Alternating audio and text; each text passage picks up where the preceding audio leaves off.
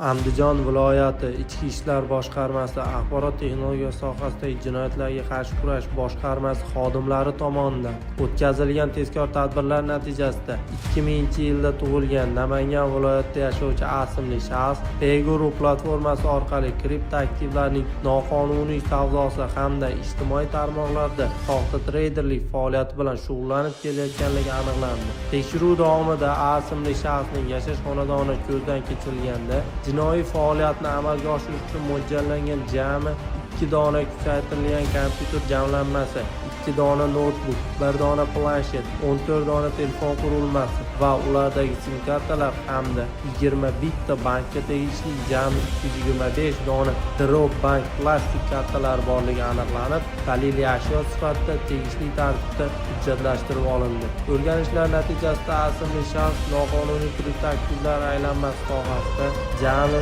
3,150,788,000 so'm miqdordagi operatsiyalarni amalga oshirib, fuqarolarning bank plastik kartalaridan yechib olingan jinoiy mablag'larni kriptoaktivlar orqali yuvish bilan shug'ullanganligi ma'lum bo'ldi. Aniqlangan holatga ko'ra, ushbu shaxsga nisbatan kriptoaktivlar aylanmasi sohasidagi qonunchilikni buzganligi uchun O'zbekiston Respublikasi Jinoyat kodeksining 278-8-modda 3-qism A bandi bilan jinoyat ishi qo'zg'atilib, dastlabki tergov harakatlari olib borilmoqda. Yuqoridagi kabi jinoiy yo'l bilan ortilgan mablag'larni kriptoaktivlar orqali yuvish bilan shug'ullanayotgan shaxslarga nisbatan tezkor tadbirlar doimiy ravishda amalga oshirib kelinmoqda.